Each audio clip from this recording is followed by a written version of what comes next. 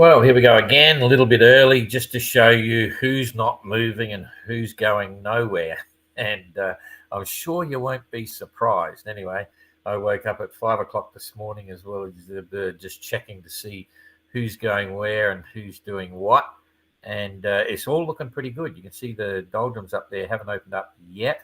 So Penduic and L'Esprit de Keep may get a run at it. But look at this, look at this, look at this. Explorer 3.8 knots. That seems slow, but when they were doing 1.5 knots, 3.8 knots is really fast. So yeah, Explorer's not going anywhere in a hurry. You can see an area here of no wind. So it's partly no wind and partly because of the fact that the wind, when it hits the coast, gets a headwind.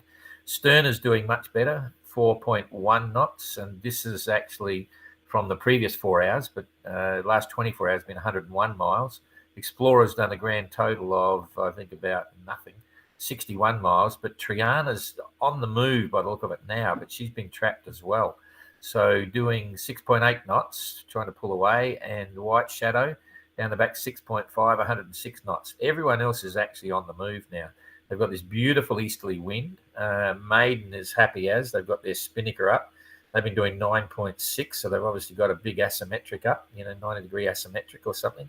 Everyone's flying. 9.5, 9.4 for Helsinki, translated 8.9. It's all happening, So anyway, we'll come through to that in a minute. So I'll come back here now. Poor old Explorer, but that's life. That's how it works. It's yacht racing.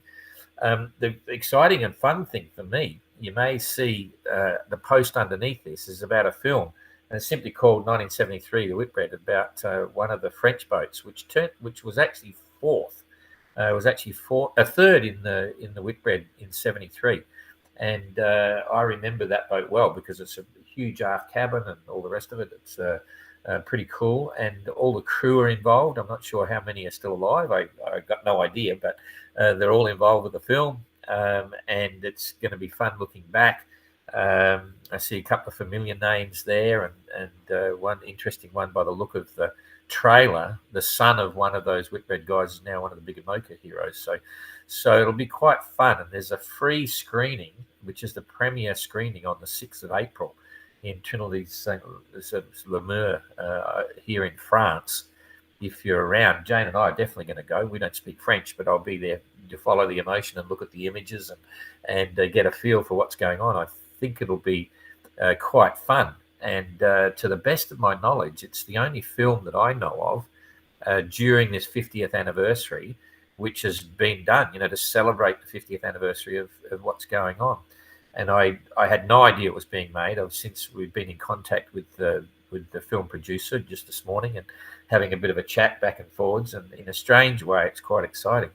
One of the things that has happened in all our Whitbread reunions is that we've recovered some pretty interesting footage from the vets themselves, footage that hasn't been seen since then. So in other words, they've run it in different places back in 73 and the first Whitbreads, but there's a whole heap of it that's never been seen before. It was their private collections and stuff, and they're allowing us to use that footage, which will actually come through in the film and so on that we'll be producing.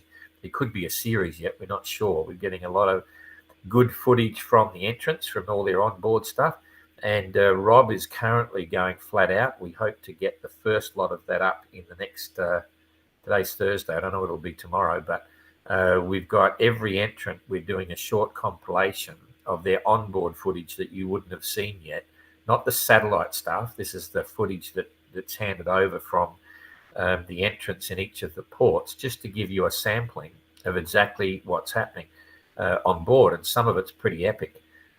So look forward to that. There's going to be a lot of stuff coming up in the last few weeks of the OGR.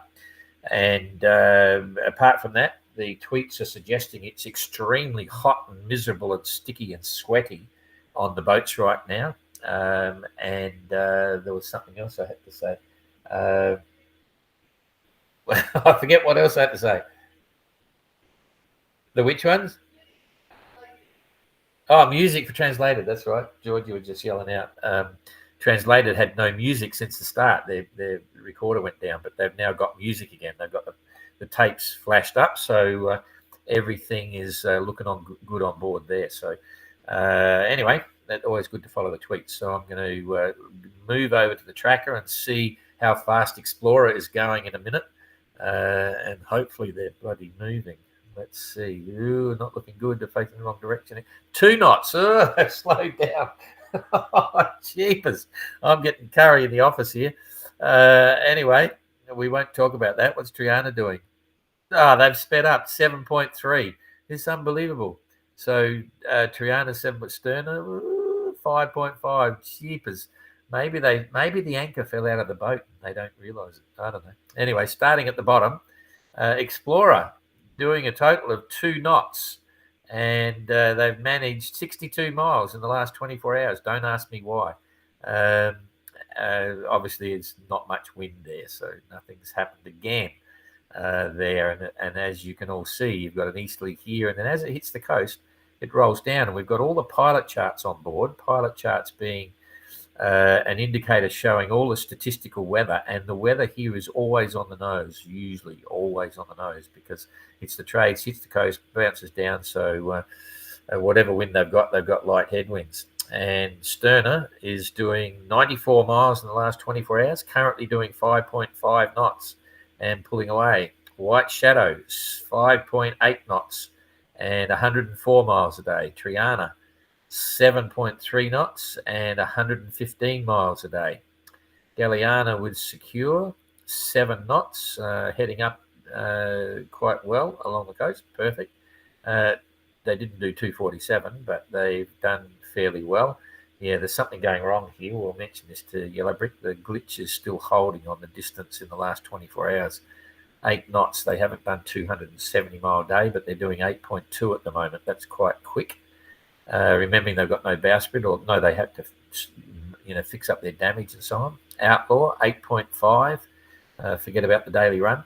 On the tweets, they're telling you all the reasons why you should buy Outlaw for the 2027 OGR. Neptune 9 knots. They're hooting along, and they've got everyone's got this beautiful. It's getting into a southeasterly just about.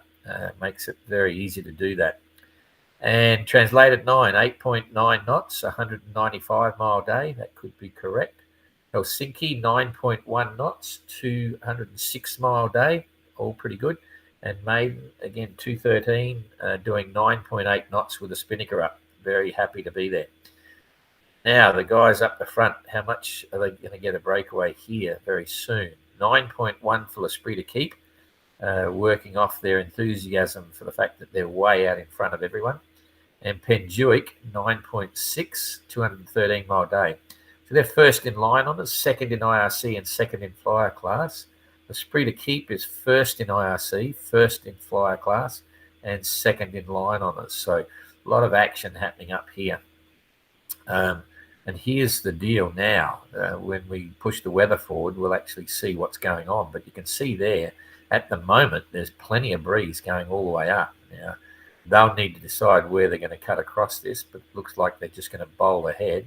And to give you an idea right now, there's breeze going all the way through. That's the next 262 miles, and they're moving quite fast. So let's see what goes on there in a minute, because if they got through that, push there, they're already in.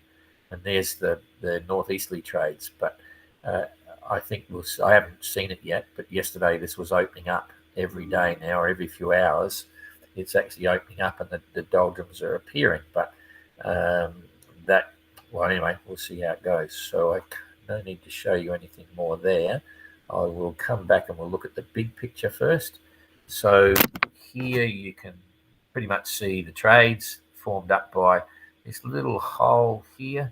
That's must be quite strong, because that's overpowering this trough that was there, and it's got a huge amount of wind on the back edge here. So there is a real pressure gradient there for sure. So there is a high, small center, but quite strong around the outer edges, and that's what's giving the last remnants here of the trades. But you can see how it hooks around and just gives headwinds all the way down the coast here, which is well known. So that's all pretty cool. Only a little bit of a doldrums here, and then you've got the big northeasterly trades waiting for them, which is driven by this high pressure system here. There's the center of it. So we'll start pushing that forward now and see how big the doldrums are going to be going forward. So we've got everyone on the picture there. I'll bring it over here a little bit. No, it's better there, I think. We can see what goes. Rightio, pushing forward. I'm going to hit that. Nothing's happened. Oh, before we do, I'll just check the currents here because Explorer's sitting in a strong current and there's no one else has got anything there. Just to show you, not that this is a new story, but they've got a head current, so that's slowing them down. They might go backwards soon. Temperature-wise, that's pretty hot. That's getting up into the 30s. I'll just pull this down and see the gradient here. You can see where the color disappears on the edge there. So that's 30 plus. So this is the ambient temperature in the low 30s right now. And the hatches would be shut because they're, or maybe not. It's an easterly, so hatches might be open, but still really hot. Okay, so, and it gets a bit hotter. You look up there, it's getting into the mid 30s. So there's going to be plenty of water produced on board the boats that it doesn't come from a desalinator. Pressure clouds, what have we got? A bit of a mixed bag of clouds. There's plenty of sun to get their position. Waves, still under 2 meters. There's a bit of a convergence there. You see this convergence line going through, but it doesn't affect much at all. So back to the wind over here, get rid of that. Come back up there so we can click it through. And we need to get down here. I need to come down one more so we can see it. Okay, so we've got everyone there. Hit that. And we're now going to push through the weather to see what happens here. So the trades and everything are sitting there. This is coming in tonight. And the doldrums are just opening up. So what's happening here, this is around about midnight tonight, still happening from our time. Yeah, okay, so what's happened here is this wind that was ahead of L'Esprit de Keep and Penduic is now drawing itself back down. So they're quickly going to run into this and start to slow down here, while the others will keep coming. So they'll close the gap. There's currently between the two leaders and the rest of the fleet, there is an average of about 240 miles. So that's a bit over, that's 30 hours away. So if they were to stop right there, there's a 30-hour gap for the others to catch up, and I think they might get about, let's see, we come back here. I'll push through again, just see that, yeah, it's that line of no wind in front of Penduic is holding there until, yeah, it's holding there until well in tomorrow afternoon. So what that's going to mean is the L'Esprit de Keep and Penduic will start to slow down dramatically and probably stall around about here somewhere because it's suggesting there is no wind. And then for the next 24 hours, the others are possibly going to keep sailing. So they're going to bunch up for sure. So you're going to see this 240-mile gap to the mid-fleet drop back to probably about 100 miles or less. So they'll pick out another 150 miles out of that, I reckon. Something like that. If this holds, they're not going to get through there. Bearing in mind that even though this is showing no wind here, sometimes there's just a little bit of breeze and they can keep squeaking ahead. So let's say 100 miles. The mid-fleet will catch up 100 miles. But then if they get across first and take away, the L'Esprit de Keep and Penduic will grab hold of that. The rest of them coming through here, the trades have actually softened off a little bit. When I say softened, there's a few holes. So Sterna might stay in a hole. Triana looks, and White Shadow looks all right. These guys look all right. Neptune's got a bit of lack there, so they'll probably keep moving. Explorer, just don't ask me. Don't ask me. Okay, so then for the next 24 hours after that, we'll come back down here. Okay, the doldrums are still there. So it's going to be challenging, but then it will start to get challenging for the others as well. But there is a little bit of a flow. Just detect that through there. So this is about a day and a half away, and then there's 2 days away. Okay, now there is actually breeze suggesting here. There's a band between these two systems here. There's nothing there, and there's nothing there. So this is actually the perfect place to be to get through it. So on the second day, they might start moving and go through. Normally, you'd think this is going to be the easiest way through, but it's not. There's a little bridge there going through that they may get, and then they could hiccup with this one and still keep going until they hit the trades, and then boom, they've got to take off. At this point, the trades are pretty much becoming a northerly, which will be really challenging. So they got a couple of days of challenging stuff. So for Penduic and L'Esprit de Keep, their doldrums are effectively going to start later today and go for about 3 days. And then it's a little bit hard to pick, but the mid-fleet will catch up a little bit, so it'll compress, and then the tail enders will still keep coming. So that's about all I can give you there. But just for the fun of it, it's always good to watch what happens to the doldrums for the mid-fleet and the tail enders. I'm going to just keep pushing it through another day. So it's looking to be similar, but by the 25th, before it was disappearing. Yeah. Okay, that's interesting, because by the 25th, which is 4 days from now, and Explorer won't be up there by then, but the mid-fleet will be, you can see they're starting to get a gradient. They're starting to get a blow through from the northeasterly trades, is pushing through over the top of the doldrums and giving a pressure gradient. So when they get there, they'll be able to tack off on starboard tack and get up here. So that's a good thing, because the leaders are going to definitely slow for a couple of days and then might bounce through. But if these guys at the back of the mid-fleet come through at this time, they could get some breeze to push straight across. If I go forward a little bit more, we might see what the Explorer might get, and it's looking better. The doldrums are disappearing, so that could be good for Sterner, Explorer, and Triana. So that's it for the tracker update. Let's have a look at the rankings. Line honours, it's all pretty relevant now. They've got plenty of breeze, and they'll hold that until the doldrums. So Penduic is leading the fleet, L'Esprit de Keep, and the difference is there off the tracker. L'Esprit de Keep is now distance to the finish 18:54, so probably 30 miles behind.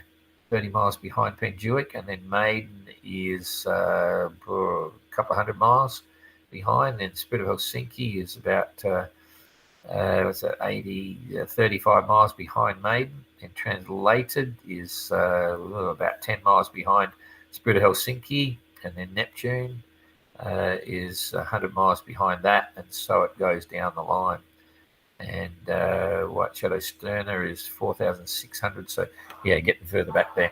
Sheepers is now looking like the tail enders might not be there until the first week of May, which is a complete pain. But there you go. So, IRC. Oh, we didn't get there. Line honours, IRC. There we go.